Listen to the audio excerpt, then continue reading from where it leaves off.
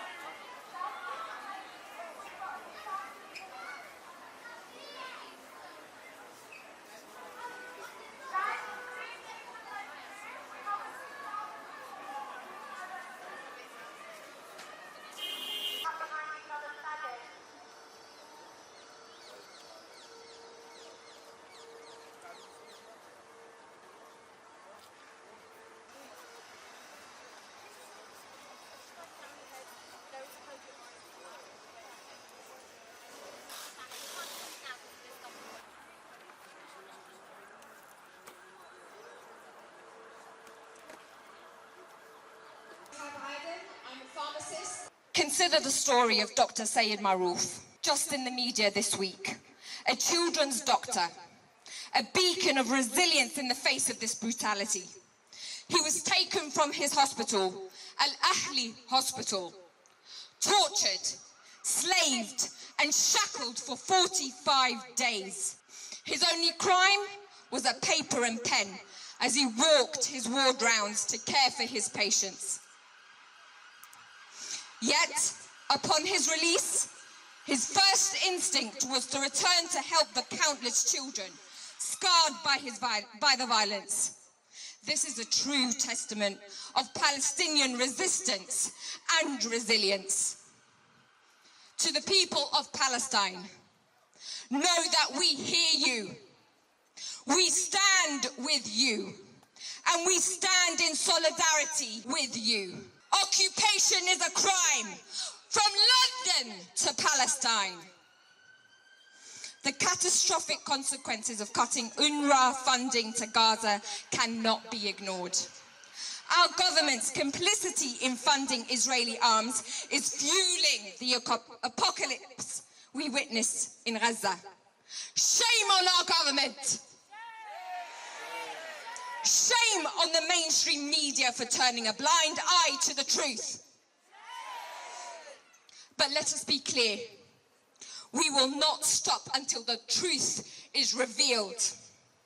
Until justice is served for the Palestinian people. We will continue to raise our voices, to march in solidarity, and to demand a ceasefire.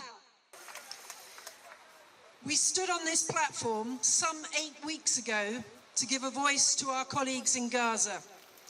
We are devastated and angry to be standing here again, still needing to do the same. Since that time, the Israeli government has continued to follow a scorched earth policy that leaves no space for anyone, and certainly not for healthcare workers and their patients. On December the 11th, an MSF colleague in Khan Yunis sent me this WhatsApp message. There is a lot of danger. Just opening the door or looking from the windows. Some days we are staying 18 hours in the same room, lying on the floor, not able to even go to the bathroom. The house is partially destroyed. There are firefights all around us. We didn't hear from our colleague again. On December the 19th, Israeli forces overran Al-Wada hospital in the north. This followed 10 weeks of this hospital being besieged, hit by airstrikes, and medical staff killed. When the hospital was overrun, including our MSF colleagues were arrested, stripped, and interrogated. On January the 6th, MSF was forced to evacuate our staff from Al-Aqsa Hospital following evacuation orders from the Israeli military.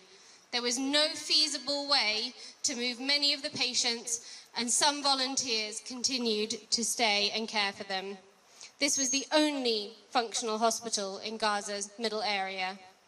On January 8th, an MSF shelter for our staff and their families came under tank fire, killing the 5-year-old daughter of one of our colleagues. On January the 26th, we were ordered to evacuate Nasir Hospital in Khan Yunis. Many staff left, but again, some brave people remained to look after those patients that couldn't be moved, some 300 to 350 patients. And still more wounded arrive, despite the hospital's surgical capacity now being almost non-existent. An MSF nurse trapped in the hospital described hunting for abdominal gauzes to use and having to squeeze out the blood, wash and reuse the gauzes on the next patient. The only other hospital in Khan Yunis with surgical capacity is the European Gaza Hospital. This hospital is now also unreachable for medical staff and patients as the neighbouring areas are under evacuation orders. Of the 36 hospitals in Gaza, not one is fully functional. 22 are not functional at all, and 14 are able to work in a very limited way, hampered by lack of electricity, water, and even basic supplies. The situation in hospitals in Gaza is catastrophic. Khan, a 9-year-old, and she'd like to do a rap poem for you all. My name is Saleh, and I am here in this protest on this stage to tell the Israel government what he is doing is wrong.